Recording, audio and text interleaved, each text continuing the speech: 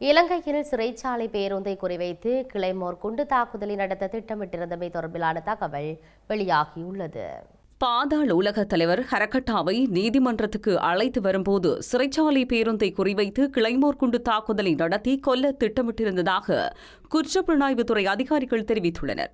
கெகல் பத்ரபத்மி, commando Salinda உள்ளிட்ட பாதாள உலக கும்பலே இந்த திட்டத்தை தீட்டியிருந்ததாக கூறப்படுகின்றது. பாதாள உலக கும்பலுக்கு மிகவும் சக்தி வாய்ந்த ஆயுதங்களை விற்பனை செய்த குற்றச்சாட்டில் கைது செய்யப்பட்ட ராணுவ லெப்டினன்ட் கர்னலிடம் மேற்கொள்ளப்பட்ட விசாரணையின் போது இது தெரியவந்துள்ளது. சந்தேகத்துக்குரிய லெப்டினன்ட் கர்னலிடம் மேற்கொள்ளப்பட்ட விசாரணையின் போது பல சந்தர்ப்பங்களில் தன்னை தொலைபேசியில் அழைத்த கொமாண்டோ சாலிந்த 2 கிளைமோர் குண்டுகளை கேட்டு வற்புறுத்தியதாக கூறியுள்ளார். இதனால் சந்தேகத்திற்குரிய லெப்டினன்ட் கர்னல் 2 கிளைமோர் குண்டுகளை கொமாண்டோ சாலிந்தவிடம் கொடுத்திருக்கலாம் என்று விசாரணை அதிகாரிகள் சந்தேகிக்கின்றனர்.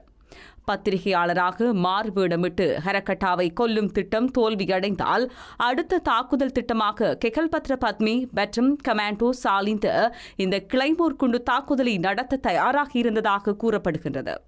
கரக்கட்டாவை ஏற்றிச் சென்ற சிறைச்சாலை பேருந்து புதுக்கடை நீதிமன்றத்தை நெருங்கும் போது நீதிமன்றத்துக்கு அருகிலுள்ள சாலையில் ஒரு மோட்டார் சைக்கிளில் கிளைமோர் குண்டை மறைத்து ரிமோட் கண்ட்ரோலை பயன்படுத்தி வெடிக்க வைப்பதே பாதாள உலக கும்பலின் திட்டமாக இருந்ததாக தெரிவிக்கின்றனர். எனினும் குறித்த பாதாள உலக கும்பல் கைது செய்யப்பட்டதால் ஒரு பெரிய பேரழிவு தவிர்க்கப்பட்டதாக காவல்துறை வட்டாரங்கள் தெரிவிக்கின்றன.